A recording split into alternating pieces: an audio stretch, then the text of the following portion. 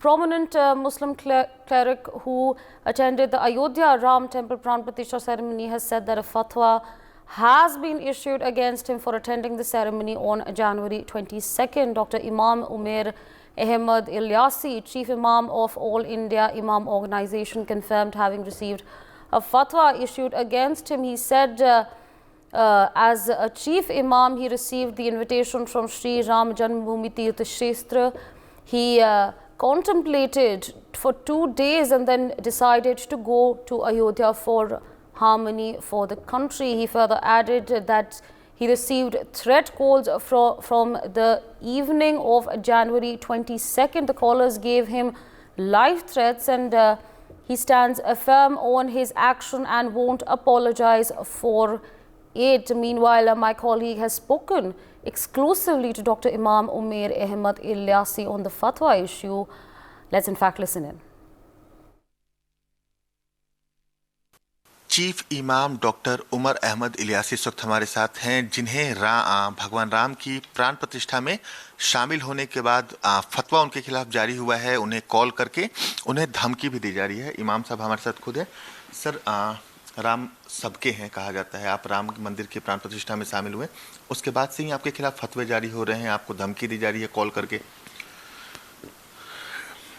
दरअसल ये वो लोग हैं जो देश में अमन नहीं चाहते।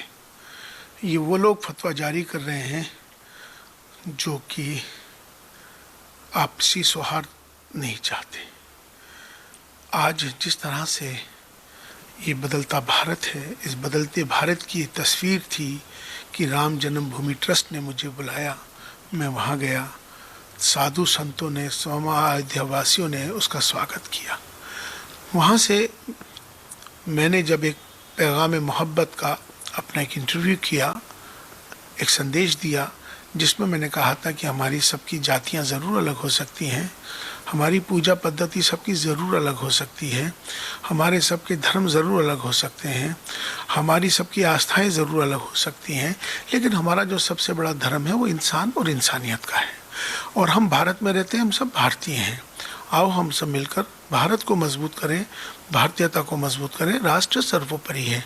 ये मेरा पैगाम संदेश, पैगाम मोहब्बत, ये इन लोगों को पसंद नहीं आया और उन्होंने इस पर फतवे जारी कर दिए।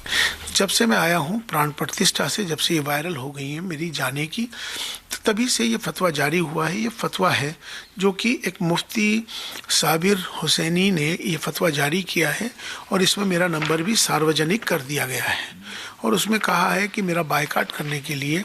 और ये कुफ्र का फतवा है, ये इसका नाम है कुफ्र का फतवा। कुफ्र का फतवा की सज़ा बहुत सख्त होती है। तो इसमें उन्होंने कहा है कि इनके खिलाफ ये फतवा जारी कर दिया गया है, जिसमें इन्होंने इनके 3 गुनाह हैं। मेरा पहला गुनाह है कि मैं राम प्राण प्रतिष्ठा में क्यों गया, ये मेरा गुनाह है। दूसरा गुनाह उन्होंने कहा है कि आपने इंसानियत को धर्म से ऊपर कर दिया है।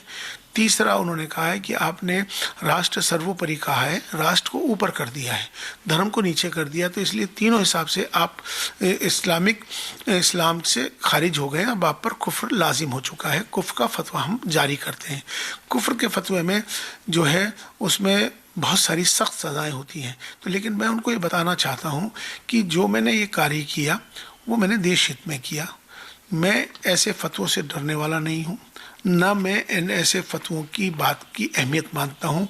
ये फतवे इस्लामिक देश में तो हो सकते हैं लागू, पाकिस्तान में लागू हो सकता है, ये भारत है, ये सनातन भारत है, इसमें ये सब लागू नहीं होता है। दूसरी बात यह है कि मैं उन तमाम सबको यही एक संदेश देना चाहता हूँ कि देश हमें देता है सब कुछ, हम भी तो कुछ देना सीखें। ये भाव देश के प्रति आना चाहिए। अगर उनको मुझसे प्रॉब्लम है, मेरे राम प्राण प्रतिष्ठा में जाने से उनको दिक्कत आ रही है, मेरे राष्ट्र हित में, राष्ट्र सर्वोपरि कहने से उनको दिक्कत आ रही है, मेरी इंसानियत उनको नज़र ख़राब आ रही है, मेरा सौहार्द उनको प्रॉब्लम है, उनको लग रहा है, तो मुझे लगता है कि उन्हें पाकिस्तान चले जाना चाहिए। ये बदलता भारत है, आज का भारत नवीन भारत, आज का भारत, उत्तम भारत, इस बदलते भारत की तस्वीरें, भारत एक भारत श्रेष्ठ भारत, प्रधानमंत्री श्री नरेंद्र मोदी जी के नेतृत्व में आज देश जिस ऊंचाइयों पे जा रहा है, आर्थिक स्थिति से 5वें रैंक भारत की हो चुकी है, चांद पे भारत जा चुका है, सूरज की तरफ आगे बढ़ रहा है, इन हालात में भारत विश्व गुरु बनने की अग्रसर हो रहा है, तो ऐसे लोग भारत को कमज़ोर करने की कोशिश कर रहे हैं।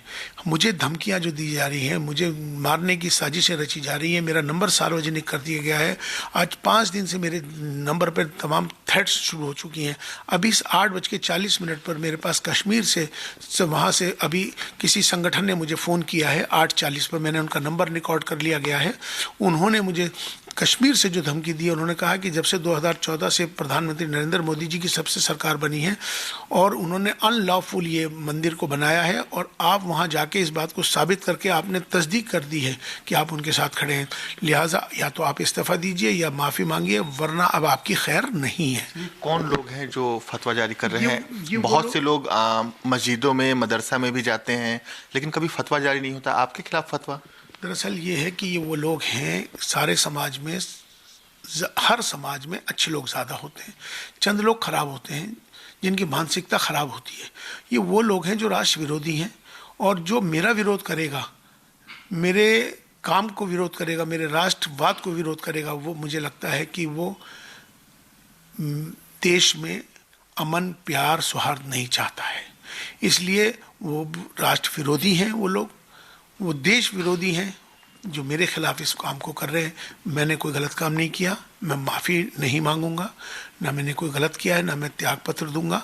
मुझे मालूम है जो मैंने किया है देश हित में किया है। अगर मेरी शहादत देश में, देश के काम में आती है और मगर शहीद हो गया मैं, तो लेकिन मैं उनसे माफ़ी नहीं मांगूंगा, भले मेरी शहादत हो जाए। फतवे में क्या लिखा है? उर्दू में है, क्या लिखा है फतवे में? इनमें फतवे में जो 3 बातें बिंदु हैं, फतवे के हिसाब से 3 बातें इसमें बिंदु हैं।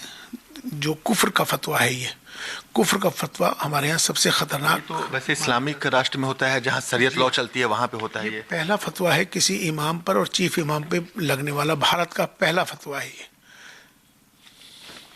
सर, आपको पहले भी फतवे जारी होते रहे हैं, सुरक्षा भी आपको मिली है, लेकिन एक ताज़ा मुद्दा आ गया, पुलिस में शिकायत की है सर आपने इसके? जी, इसकी जानकारी होम मिनिस्टर श्री आदरणीय अमित शाह जी को दे दी गई है, और अजय भल्ला जी हैं होम सेक्रेटरी, उनको जानकारी दे दी गई है, और दिल्ली पुलिस कमिश्नर संजय अरोड़ा जी की भी जानकारी में लाया गया है, और विषय देखेंगे। लेकिन आज से फिर जो थ्रेट शुरू हुआ है, जो कश्मीर का आज बड़ा थ्रेट शुरू हुआ है, जिससे कि मेरा नंबर सार्वजनिक कर दिया गया है, जिस पर मेरे फ़ोन पर जो लगातार थ्रेट्स चलने शुरू हो गए हैं, उन्होंने जो लफ्ज़ कहा है कि अब आपकी खैर नहीं है, तो मुझे लगता है कि अगर चुनाव का माहौल है, इस समय चुनाव आने वाले हैं, कहीं वो शक्तियां जो राष्ट्र विरोधी हों, कहीं ऐसी कोई साजिश ना हो जाए और मुझे कहीं कोई नुकसान हो गया मेरी जानी माली, तो जिससे देश के अंदर माहौल ख़राब हो जाएगा। मुझे लगता है कि देश के माहौल को ख़राब करने की कोई बड़ी साजिश है ये। सर, फतवे जारी हो रहे हैं, लेकिन बहुत से लोगों के आप आदर्श भी हैं, बहुत से लोग आपको अपना आइडियल मानते हैं, वो आपका समर्थन कर रहे हैं सर? देश मेरे साथ है, वो लोग मेरे साथ हैं जो इस देश से प्रेम करते हैं। सर, आखिरी संदेश कोई जिन्होंने फतवा जारी किया है उनको देना चाहेंगे? बस उनके लिए मेरा यही संदेश है कि देश हमें देता है सब कुछ, हम भी तो कुछ देना सीखें, ये भाव पैदा करिए। बिल्कुल, शुक्रिया बात करने के लिए। तो जो चीफ इमाम हैं डॉक्टर इलियासी, उनका ये साफ कहना है कि देश हमें बहुत कुछ देता है और देश को भी देना सभी लोगों को सीखना चाहिए। तो जर्नलिस्ट पवन चौधरी के साथ Naveen Nishant, India news, Delhi. For more such videos, subscribe to the NewsX YouTube channel, hit the bell icon.